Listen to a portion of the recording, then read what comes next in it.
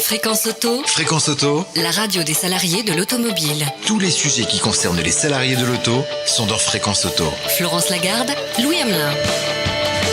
Bonjour à tous, très heureux de vous retrouver pour ce nouveau numéro de Fréquence Auto, la radio des salariés de l'automobile. Bonjour Florence. Bonjour Louis, bonjour à tous. Au sommaire de cette émission, nous allons parler de l'égalité professionnelle homme-femme. Et vous voyez, pour une fois, l'homme est en minorité pour cette émission. Où en sommes-nous dans l'entreprise ? Ça fait du bien et nous recevrons Chine Lanzmann. Et juste après, ce sera Mariette Rie que nous recevrons pour évoquer le regard de FO sur ce thème. Bonjour Chine et bonjour Mariette. Bonjour à tous. Vous êtes bien sur Fréquence Auto en direct depuis Nextdoor, qui est un espace de coworking. On est confortablement installé ici en région parisienne. C'est parti, on écoute tout d'abord le répondeur. Fréquence Auto, Fréquence Auto, les salariés ont la parole. Bonjour. Pourquoi les postes de cadres hautement qualifiés manquent-ils autant d'égalité parmi les hommes et les femmes ? L'écart est réduit sur les postes d'ouvriers, mais dès qu'on grimpe dans la hiérarchie, la différence sur la fiche de paye est de plus de 20%. Merci pour votre réponse. Bonjour. Les hommes ont accès aux postes les plus intéressants dans l'entreprise. Alors pourquoi ne pas rétablir un équilibre et que nos chers et tendres fassent la cuisine, le ménage, toutes les tâches qui naturellement nous incombent à nous les femmes ? Je pense qu'ils comprendront alors le sens du mot pénibilité du travail. Qu'en pensez-vous ? Bonjour, alors je ne sais pas pourquoi, je ne sais pas si c'est conscient ou pas, mais une femme va toujours avoir tendance à se dévaloriser et à se mettre en position d'infériorité. Les femmes enjolivent beaucoup moins leurs compétences que les hommes, alors qu'elles sont souvent plus compétentes. Fréquence Auto, Fréquence Auto, l'expert. Chine Lanzmann, vous avez été journaliste à Canal+. Depuis 2004, vous êtes coach et formatrice en leadership au féminin. Vous travaillez pour des entreprises comme le BCG, la Française des Jeux, Suez et aussi avec des particuliers. Vous avez écrit le guide de l'auto-coaching pour les femmes, dont la deuxième édition est parue en 2017 chez 21 leçons, Pearson. 21 séances, c'est ça ? Oui, 21 séances de coaching. Pour booster votre vie professionnelle. Pourquoi auto-coaching ? Alors c'est comme quand on apprend le tennis. Au début, on peut jouer contre un mur. C'est un peu l'auto-tennis, comme l'auto-coaching. Et puis après, pour vraiment jouer, on a besoin d'un partenaire ou d'un prof. Et donc là, c'est le coaching, en fait. Voilà, c'est avant le coaching, par C'est exemple. une forme d'initiation. Exactement. Alors l'égalité homme-femme, est-ce que c'est toujours un sujet d'actualité ? Est-ce que les DRH considèrent l'égalité homme-femme comme un sujet prioritaire ? Ça dépend. Ça dépend des DRH. En tout cas, pour mes clients, en général, oui. Si les DRH qui font appel à moi pour monter des programmes de formation ou de coaching à destination des femmes dans les entreprises, oui, c'est un sujet. Mais il y a plein d'entreprises qui disent qu'ils font des choses, mais qui font pas grand-chose. Pourquoi, selon vous, y a-t-il toujours un problème d'égalité homme-femme dans les entreprises ? Est-ce que ce sont les restes d'une croyance et d'un mode de fonctionnement qui veut que les hommes gardent le pouvoir dans l'entreprise et les femmes gardent le pouvoir dans la maison ? Je pense qu'il y a plein de raisons, en fait. Alors, une première raison, c'est effectivement cet inconscient collectif qui plane encore et qui est assez rétro, où le monde du travail est un monde d'hommes. Ça fait quand même peu de temps qu'il y a des femmes qui travaillent, à part pour des métiers de soins ou de cuisine ou de mode. Mais les femmes qui travaillent dans les entreprises, ça fait quand même assez peu de temps. Et à la tête, c'est encore un monde d'hommes. Donc il y a cette croyance et cet inconscient collectif qui est que la place des femmes, surtout quand elle a des enfants, c'est à la maison, auprès des enfants. Après, il y a aussi le fait que les femmes ont été moins éduquées, et encore aujourd'hui, on n'éduque pas les petites filles de la même façon que les petits garçons, et les femmes sont éduquées pour dire oui, pour pas avoir de besoins, mais voilà, en tout cas, faire passer les besoins des autres avant les leurs, c'est ce que j'apprends en formation, c'est tout simple, c'est oui, vous avez des besoins, vous avez le droit de demander, vous avez le droit de demander de l'argent sans être une prostituée, c'est encore, voilà, donc les femmes ont besoin de se brancher sur leurs besoins, d'oser demander, d'oser dire non, sans dire non, parce qu'une femme qui va dire non, c'est une têtue, c'est une chieuse. Voilà, exactement. Un homme qui dit non, il est en train de s'affirmer. Il a de la personnalité. Voilà, donc comment dire non sans dire non ? Mais tout ça, ce sont des croyances culturelles, en fait. C'est des choses qui sont ancrées et dont il faut se détacher, ça prend du temps.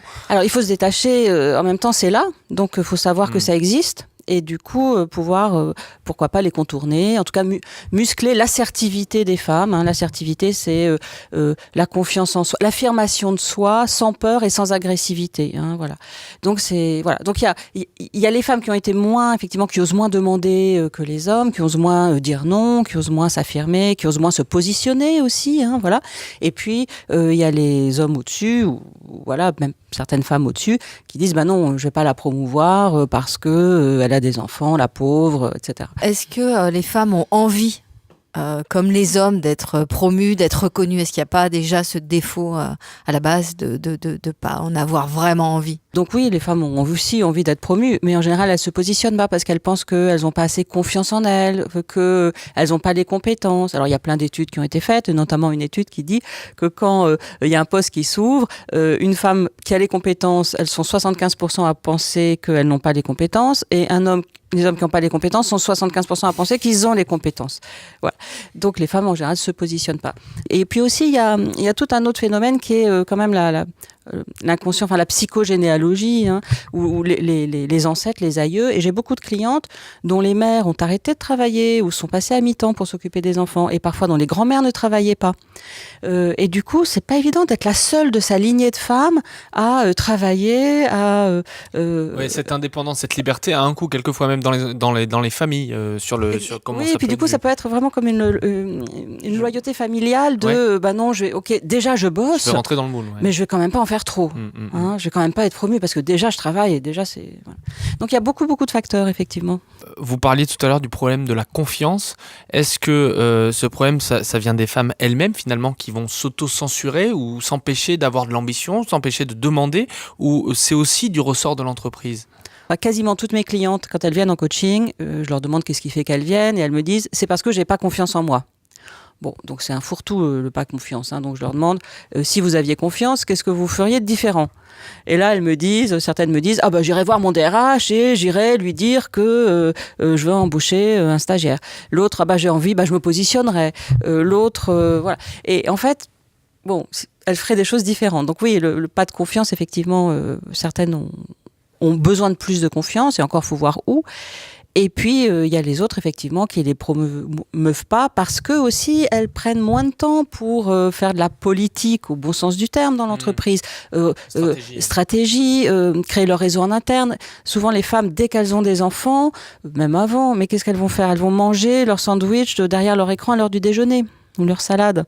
Et du coup, elles vont pas en profiter pour aller déjeuner avec quelqu'un dans un autre service, ou aller déjeuner à l'extérieur, et du coup favoriser leur réseau.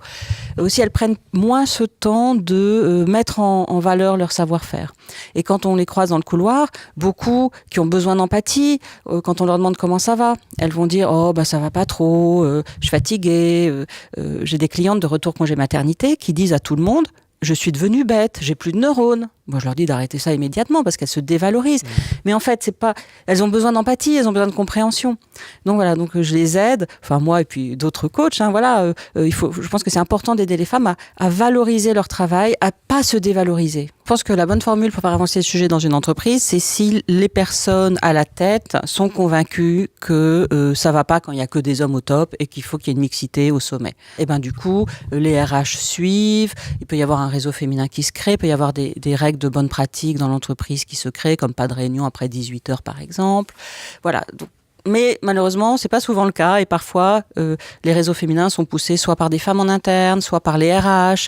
Parfois c'est plus politique. Parfois il y a beaucoup d'entreprises qui disent qu'ils font des choses pour les femmes, et qu'est-ce qu'ils font? Une conférence ou deux par an, ou qui font du mentoring. Alors le mentoring c'est très bien. Hein. C'est une femme plus âgée qui va aider une femme plus jeune. Mais une fois sur deux, ça marche pas parce qu'elles se sont pas choisies. Et puis c'est encore du boulot. Voilà, les femmes qui sont hautes dans l'entreprise, elles ont déjà pas mal de boulot. Donc c'est encore leur redonner du boulot que d'aider les plus jeunes. Florence ? Il y a peut-être aussi un petit problème d'entourage de ces dirigeants. En général, leurs femmes ne travaillent pas. Oui, alors effectivement, j'ai remarqué auprès de mes clientes qui arrivaient en coaching en me disant mais je comprends pas, j'arrive pas à être promue. Pourtant, je fais le job, j'ai les compétences, je me positionne et je monte pas.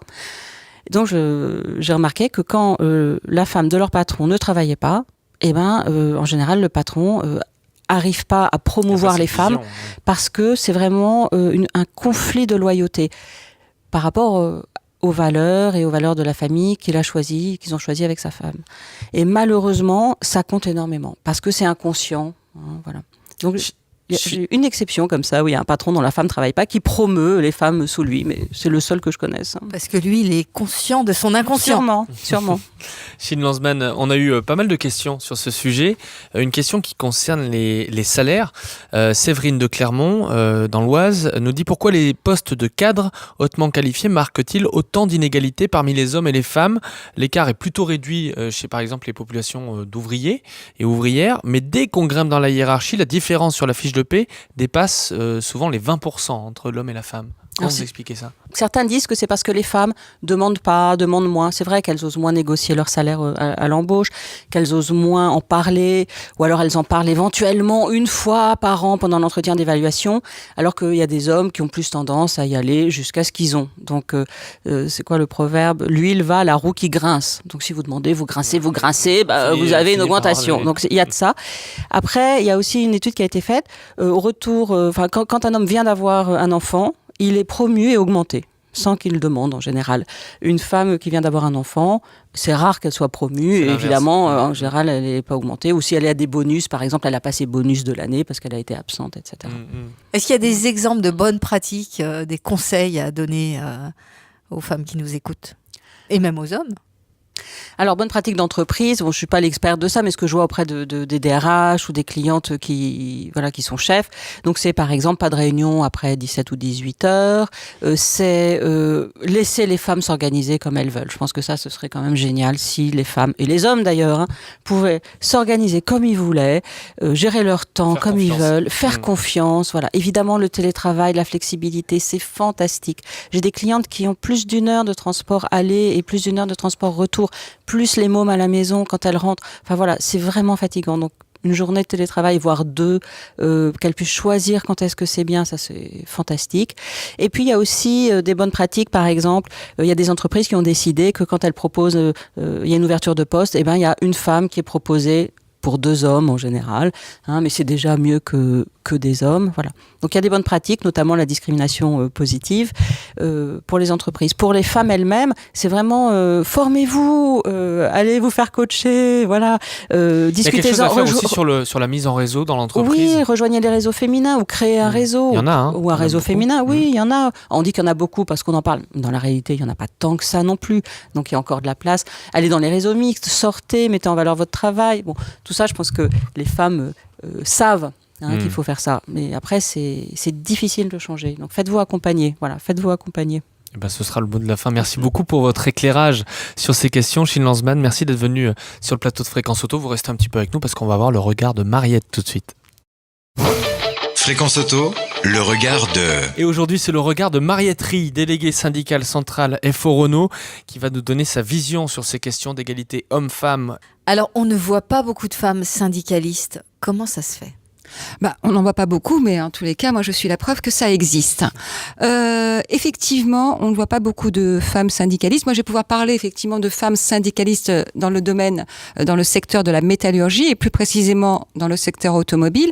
Et c'est vrai qu'il n'y en a pas beaucoup, mais de la même façon qu'en fin de compte, des femmes dans les effectifs des constructeurs automobiles ou dans la métallurgie, il n'y en a pas beaucoup non plus. Donc, d'une certaine façon, le syndicalisme, oui, c'est relié au secteur d'activité et c'est le reflet en fait de ce qui existe dans les effectifs féminins dans la réalité des entreprises. Alors, est-ce qu'il y a des dispositifs pour faire augmenter le nombre de femmes dans les syndicats comme il y a dans les entreprises ? Il y a un dispositif qui est assez récent là, c'est issu de la loi Rebsamen dans le cadre des élections professionnelles, la présentation des listes des délégués, enfin des élus, doit intégrer un équilibre homme-femme sur un critère qui est lié justement et assis sur la proportion des femmes qui existe dans l'entreprise et dans le collège concerné. Donc j'ai presque envie de dire qu'au niveau syndical, c'est du cadre légal, du code du travail, ça existe, ça pousse et ça va dans ce sens-là aussi. On n'aurait pas compris aussi pourquoi le syndicalisme n'irait pas dans le même sens que tous les dispositifs qui sont mis en place dans les entreprises. On parle beaucoup de désaffection des salariés pour les syndicats. Est-ce que c'est pas justement lié à cette approche masculine et très guerrière du très combat frontal. syndical, on va dire Les femmes pourraient amener un peu plus de douceur, de nuance, peut-être, c'est ça? Oui. Alors moi, je suis pour reconnaître la différence et la spécificité des personnes. Il faut aussi les reconnaître comme étant dans leur rôle également, sachant qu'en fait, bien entendu, je vois bien ce que vous dites, c'est assez codifié le syndicalisme, sauf que d'une certaine façon, ça suit les évolutions et on sait et on sent qu'aujourd'hui, il y a quand même une certaine forme de changement. Je pense que c'est clair que les moyens d'expression du syndicalisme sont, si on fera une forme C'est de le façon nom un peu dont on caricatural. parlait tout à l'heure. C'est le nom beaucoup. nom. C'est le combat, c'est le... Moi, je suis FO. Nous, chez FO, on est dans une démarche conventionnelle et contractuelle. On est pour le dialogue, pour la concertation, et que il est clair que pour nous, ne pas tout simplement aller à une table pour négocier et dialoguer, ce ne serait pas être responsable et pragmatique. Surtout dans ce qui se passe aujourd'hui, les évolutions des organisations et des entreprises, l'activité et l'emploi n'est plus de même nature que ça l'était avant. Donc, d'une certaine façon, on a besoin d'intégrer les évolutions. Et quoi qu'il en soit, c'est dans nos gènes. On est pour la concertation et la négociation. Fréquence Auto, Emploi, vie au travail, organisation, digitalisation, Made in France tous les sujets qui concernent les salariés de l'auto sont dans Fréquence Auto. Et il est temps de refermer cette émission Fréquence Auto. On vous retrouve le mois prochain pour un nouveau numéro. Juste le temps de vous reparler de cette réédition du guide de l'auto-coaching pour les femmes de Shin Lanzmann, puisque la première édition était sortie en 2012. Donc là, il y a une réédition. Donc c'est un bouquin qu'il faut absolument lire, que vous soyez femme ou homme d'ailleurs. Hein. On peut aussi. Merci, les lectrices le trouvent très pratique. Merci. Vous pouvez d'ores et déjà réagir sur le répondeur de Fréquence Auto en appelant au 01 84 25 17 17. N'oubliez pas de partager ces podcasts sur les réseaux sociaux. Ils sont disponibles sur notre chaîne YouTube Fréquence Auto. Merci Shin Lanzmann, Mariette Rie d'être venue nous voir. Merci Louis, à bientôt. Merci Florence, merci à tous de nous avoir suivis. À très bientôt sur Fréquence Auto. Fréquence Auto, Fréquence Auto, réécoutez cette émission sur la chaîne YouTube Fréquence Auto et partagez-la sur les réseaux sociaux. tous les sujets qui concernent les salariés de l'auto sont dans Fréquence Auto.